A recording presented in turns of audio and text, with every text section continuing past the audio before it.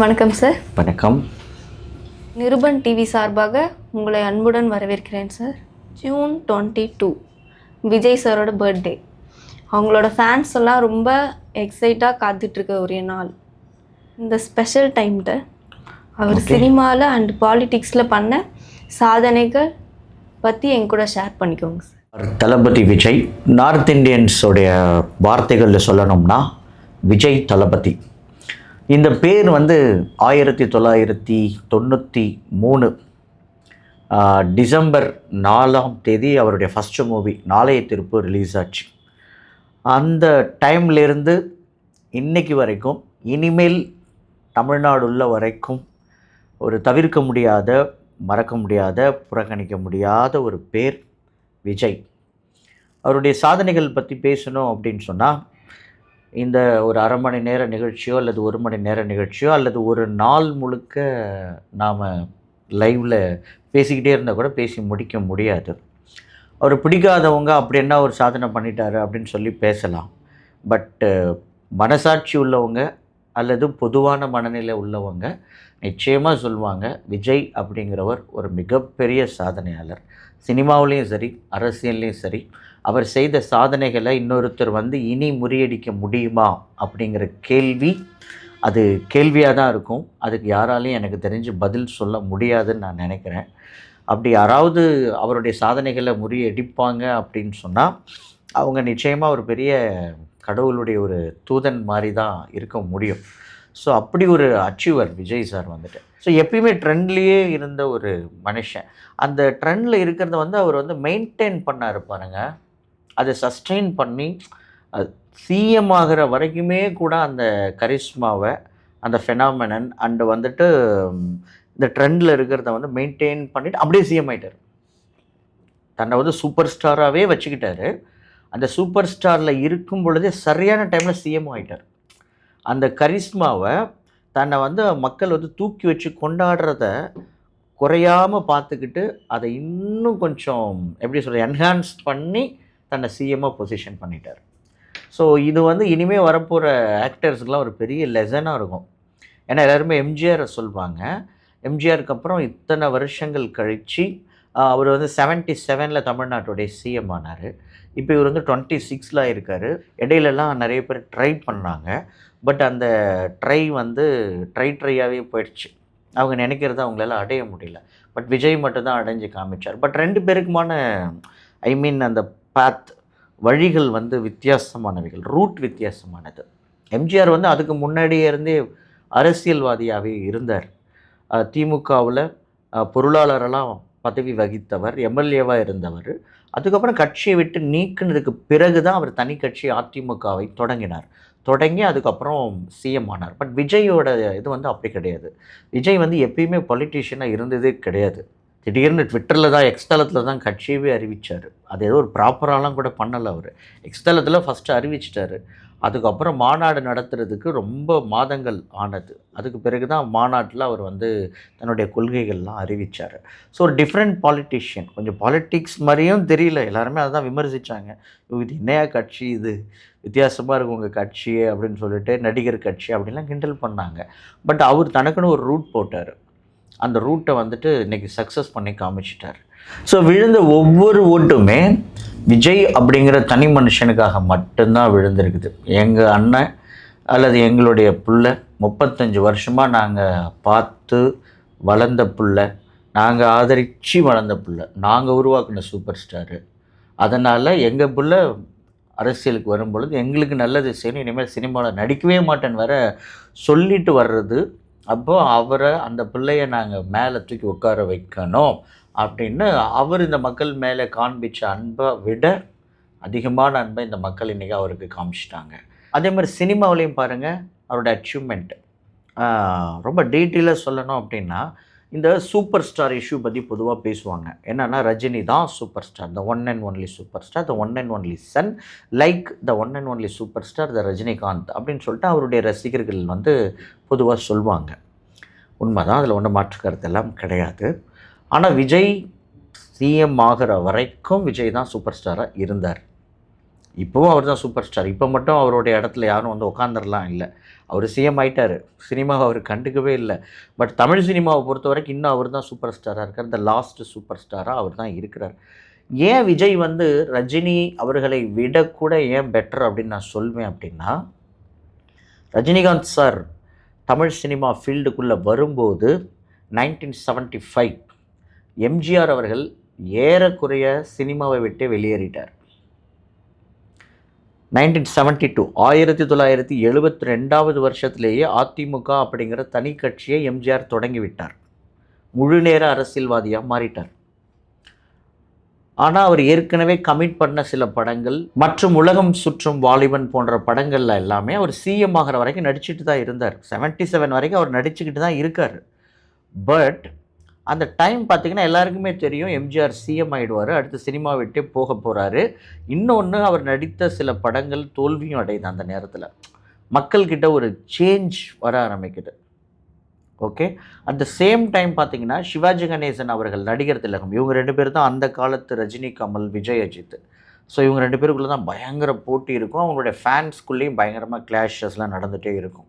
அந்த டைமில் சிவாஜி சாருடைய படங்களும் நிறைய தோல்வி அடைய ஆரம்பிக்குது. அவருடைய தோற்றம்லாம் மாறிடுச்சு. 2 பேருமே பயங்கரமாக விக் யூஸ் பண்ணி நடிக்கிறாங்க. அப்போது புது ஆக்டர்ஸ் எல்லாம் வந்துட்டாங்க. கமல்ஹாசன் மாதிரியான புது ஆக்டர்ஸ்லாம் இப்போ வந்து வித்தியாசமான கதைகள்லாம் பாலச்சந்தராக படமாக்கிக்கிட்டு இருக்கிற டைம். ஸோ அந்த டைமில் தான் ரஜினிகாந்த் 75ல் இன்ட்ரடியூஸ் ஆகுறாரு. அபூர்வ ராகங்கள் ஒரு சின்ன ஒரு ரோலில் இன்ட்ரடியூஸ் ஆகுறாரு. அடுத்து 2 வருஷம் அவர் பண்ண படங்கள் எல்லாமே சின்னதான ஒரு ரோல்ஸ் மட்டும்தான் பண்ணிகிட்டு இருந்தார். அப்போ பாருங்கள், கரெக்டாக 75ல் ரஜினிகாந்த் இன்ட்ரடியூஸ் ஆகுறாரு. 77ல் எம்ஜிஆர் வந்துட்டு சிஎம்ஏ ஆகிடுறாரு. கரெக்டாக 78ல் ரஜினிகாந்த் ஹீரோ மெட்டீரியலாக மாறிட்டார். அவரையே ஹீரோவாக வச்சு படம் எடுக்க ஆரம்பிக்கிறாங்க. அப்போ எம்ஜிஆர் அப்படிங்கிற சூப்பர் ஸ்டார் அப்போ தமிழ்நாட்டில் இல்லை. ஐ மீன் தமிழ் சினிமாலே இல்லை. அவர் இப்போ தமிழ்நாட்டோட சிஎம். அப்போ அவர் இருந்த இடம் வெற்றிடம் ஆயிடுச்சு. ஸோ எம்டி ஆகிடுச்சு. அப்போ நெக்ஸ்ட்டு சூப்பர் ஸ்டார் யார் அப்படிங்கிற ஒரு கேள்வி வருது. அந்த நேரத்தில் யங்ஸ்டரான ரஜினிகாந்த் ஹீரோவாக ப்ரமோட் ஆகுறார். வில்லனாக நடிச்சுக்கிட்டு இருந்தவர், சின்ன ரோல்ஸ் எல்லாம் பண்ணிகிட்டு இருந்தவர் ஹீரோவாக மாறுறாரு. அப்போது அவருடைய ஆக்டிங் ஸ்கில்ஸ், அவருடைய ஸ்டைல், ஃபாஸ்ட்டான டைலாக் டெலிவரி, ரொம்ப ஃபாஸ்ட்டாக நடக்கிறது, அப்புறம் ஃபாஸ்ட்டாக ஃபைட் பண்ணுறது, ஹேர் ஸ்டைல் அப்படின்னு அவர் ஒரு மாதிரி ஒரு தனித்துவமான மனிதர். அதில் எந்த டவுட்டுமே கிடையாது. அப்போ மக்களுக்கு வந்துட்டு அப்புறம் ஆக்ஷன் படம் நிறையா பண்ணார். ஸோ ஆக்ஷன் மூவிஸு, மக்களுக்கு பிடிக்கிற மாதிரி கேரக்டர்ஸ், எமோஷனல் நிறைந்த முள்ளும் மலரும் மாதிரி, 6லிருந்து 60 வரை மாதிரியான ஒரு கேட்டகரி ஆஃப் மூவிஸ் ஒரு பக்கம். இன்னொரு பக்கம் பில்லா, தீ மாதிரியான ஃபயரான ஆக்ஷன் மூவிஸு. ஸோ இந்த 2 கேட்டகரியிலையுமே படங்கள் பண்ணி ஈஸியாக சீக்கிரமாக தமிழ் சினிமா ரசிகர்களை தன் பக்கம் கொண்டு வந்துட்டார். ஸோ போட்டியே இல்லாமல் அவர் ஒரு எம்ஜிஆருடைய இடத்துக்கு மெல்ல வந்துட்டார் அந்த இடத்துக்கு. ஸோ அப்போ ரஜினி வரும் பொழுது எம்ஜிஆர் அப்படிங்கிற சூப்பர் ஸ்டார் அங்கே போட்டிக்கு இல்லவே இல்லை. இருந்திருந்தார் அப்படின்னா ரஜினி வந்து ஒரு செகண்ட் கிரேட் ஆக்டராக தான் இருந்திருப்பார். ஏன்னா எம்ஜிஆருங்கிற ஒரு பயங்கரமான ஒரு பவர்ஃபுல் சூப்பர் ஸ்டார், தமிழ் சினிமாவே தன் கண்ட்ரோலில் வச்சுருந்த ஒரு மனிதர். ஸோ அவருக்கு முன்னால் ரஜினி எத்தனை ஹிட்ஸ் கொடுத்துருந்தாலும் பெருசாக அவரை தலையில் தட்டி தான் உட்கார வச்சுருப்பாங்க. ஓகேவா? பட் நல்லா புரிஞ்சுக்கணும், விஜய் நடிக்க வந்த காலகட்டம் அப்படி கிடையாது. விஜய் 93ல் நடிக்க வரும் பொழுது ரஜினிகாந்த் வந்து மிகப்பெரிய சூப்பர் ஸ்டார், அப்போவும் ஃபீல்டில் இருந்துக்கிட்டே இருக்கார். கமல்ஹாசன் பெரிய சூப்பர் ஆக்டராக அவரும் ஃபீல்டில் இருக்கிறார். விஜயகாந்த் அவர்கள் பெரிய ஃபேன் ஃபாலோயிங்கோட அவரும் ஃபீல்டில் இருக்கிறார். சீனியர் ஆக்டர்ஸுங்க எல்லாம் கலக்கிட்டு இருக்கிற டைமில் தான் விஜயும் அஜித்தும் ஃபீல்டுக்குள்ளே வராங்க. அப்போ பாருங்கள், அப்போ விஜயெல்லாம் அவங்க எப்படி கன்சிடர் பண்ணுறாங்கன்னா, சின்ன பசங்க இப்போ தான் ஃபீல்டுக்குள்ளே வந்திருக்கிறாங்க அப்படின்ட்டு அந்த ஒரு கேட்டகரியிலேயே வச்சுருக்கிறாங்க. இவரும் அவரும் 2 பேருமே, விஜய் அஜித் 2 பேருமே அமைதியாக ஹிட்ஸ் கொடுத்து நல்ல ஃபேன்ஸை பிடிச்சிக்கிட்டே வராங்க. வந்து ஒரு டைமில் 2 பேருமே ஒரு பவர்ஃபுல் ஃபேன் பேஸ் உள்ள ஹீரோஸாக மாறிட்டாங்க. பட் இன்றைக்கு வரைக்கும் ரஜினிகாந்த் நடிச்சுக்கிட்டு தான் இருக்கிறார். விஜய் நடிக்க வந்து நிறைய ஹிட்ஸ் கொடுத்து, ஃப்ளாப்ஸ் கொடுத்து, இடையில டவுன்ஃபால்க்கெலாம் போய் மறுபடியும் காவலனில் எழுந்து வந்து மறுபடியும் பிளாக் பஸ்டர், துப்பாக்கி மாதிரியான படங்கள்லாம் கொடுத்து, அப்புறம் மாஸ்டர் அந்த மாதிரி படங்கள்லாம் நடித்து, லியோ நடித்து, அப்புறம் அவர் ஒரு கட்டத்துக்கு மேலே இதுக்கு மேலே நடிப்பு வேணாம், நம்ம அரசியலுக்கு போவேன்னு அரசியலுக்கும் போய் கட்சி ஆரம்பித்து சிஎம்மாவும் ஆகிட்டார். ஆனாலும் இன்னும் 75ல் நடிக்க வந்த ரஜினிகாந்த் அவர்கள் இன்னும் நடிச்சுக்கிட்டு தான் இருக்கிறார். ஆனால் விஜய் போகும்போது சும்மா போகலை. அந்த ஏற்கனவே பெரிய ஆளாக இருந்த சூப்பர் ஸ்டாரை அவருடைய ஸ்தானத்துக்கு, அதாவது அவருடைய பிளேஸ்க்கு மேலே பெரிய பிளேஸை தொட்டு சாதித்து நம்பர் 1 ஸ்டார் தான் அப்படின்றத பல முறை ப்ரூவ் பண்ணிட்டு தான் வெளியில் போயிருக்கார்.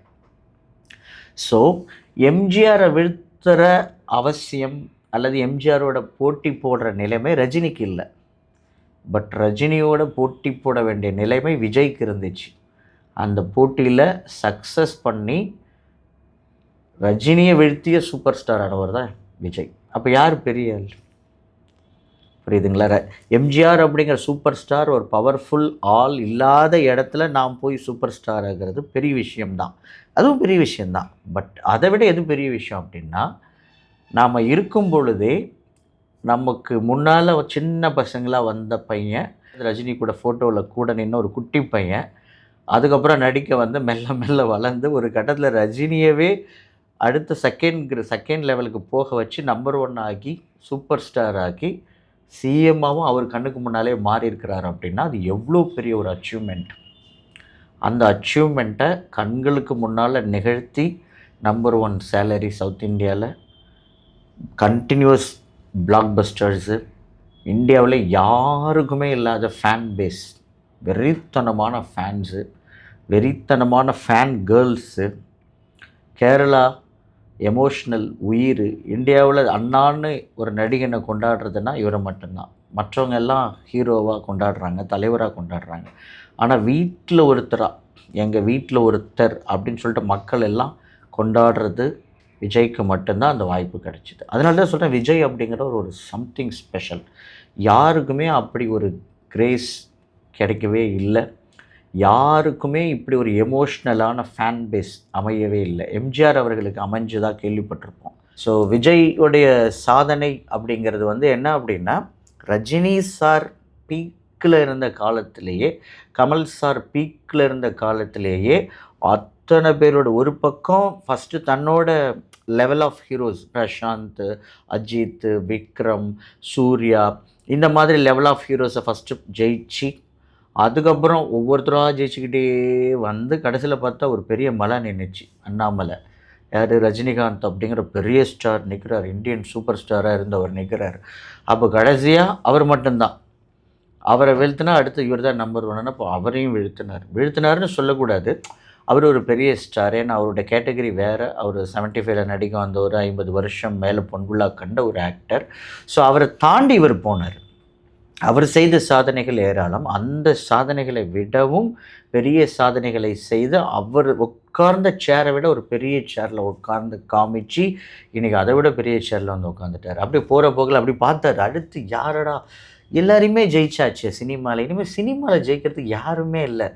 சரி, அங்கே பார்த்தாரு ஸ்டாலின் உட்காந்துருந்தார். ஓகே ரைட்டு, இவர் தான் நம்ம எல்லாரை விட பெரிய சேரில் உட்காந்துருக்கிறாரு அப்படின்ட்டு சரி இவரையும் சும்மா ட்ரை பண்ணி பார்ப்போம்னு சொல்லி ட்ரை பண்ணார். கடைசியில் பார்த்தா ஸ்டாலின் அவர் உட்காந்த சேரை விட்டுட்டு, தம்பி நீயே உட்காருப்பா, உன்னை விட இதுக்கு தகுதியான ஆள் யாருமே இல்லைன்னு அவர் உட்கார வச்சுட்டு எழுந்து போயிட்டார். அப்போ ஒரு மனுஷன் பாருங்கள், 1992 அவருடைய சினிமா ஷூட்டிங் ஸ்டார்ட் ஆச்சு. 93 அந்த படம் ரிலீஸ் ஆகுது. ஒரு 93 டிசம்பர் 4 அன்னைக்கு தமிழ் சினிமாவுக்குள்ளே வந்த ஒரு ஆள். அப்போ யாருக்குமே தெரியாது, டேய் அவன் சிஎம் தாண்டா உள்ளே போகிறான் அப்படின்னு யாருக்குமே தெரியாது. அன்றைக்கி ஒரு அடி அந்த பையன் எடுத்து வச்சான், அவன் காலை வச்சுட்டான்னு யாருக்குமே தெரியும். கேஜிஎஃப்ல ஒரு டைலாக் வரும்ல, ஆனால் அங்கே ஒருத்தன் ஏற்கனவே காலடி தடத்தை பதிச்சிட்டான் அப்படின்னு சொல்லிட்டு நிழல்கள் ரவி பயங்கர பில்டப்பாக சொல்வார். அந்த மாதிரி யாருக்குமே தெரியாது தமிழ்நாட்டோட சிஎம்மாக அடுத்து 2026 வரப்போகிறவர் 93ல் அங்கே காலடி தடத்தை பதிச்சிட்டாரு அப்படின்னு சொல்லிட்டு எல்லோரும் நினச்சாங்க ஒரு பையன் நடிக்க வந்திருக்கிறான் அப்படின்னு நினச்சாங்க. அப்புறம் இளைய தளபதினாங்க, அப்புறம் தளபதினாங்க. ஆனால் ஒரு தமிழ்நாடு சிஎம்னு யாருக்குமே தெரியாது. பட் நான் வந்து ஆரம்பத்துலேருந்தே கெஸ் பண்ணேன், ஸ்டார்டிங்லேருந்தே இவர் வந்து ஒரு நாள் அந்த இடத்துக்கு வருவார் அப்படிங்கிற நம்பிக்கைலாம் எனக்கு செம ஹெவியாக இருந்துச்சு. ஸோ அந்த நம்பிக்கையை வந்து அவர், என்னுடைய நம்பிக்கை அவர் காப்பாற்றிட்டார். அதனால் நான் வந்து அவர் பாராட்டுறேன். ஸோ ஃபன்னாக சொல்கிறேன். ஸோ நம்ம நிருபன் மீடியா சார்பாக, ஊழியர்கள் சார்பாக, தமிழ் சினிமாவினுடைய சூப்பர் ஸ்டார், தமிழ்நாட்டினுடைய இன்றைய சிஎம், அதை விட முக்கியம் தமிழ் இனத்தினுடைய ஆதர்ச புருஷன், the most favourite man of the Tamil community, Tamil சமூகத்தினுடைய மிகவும் பிரியமான ஒரு மனிதன் அப்படின்னா விஜய். அந்த மனிதனை வந்து தமிழ் மக்களிடமிருந்து யாராலையுமே பிரிக்கவே முடியாது.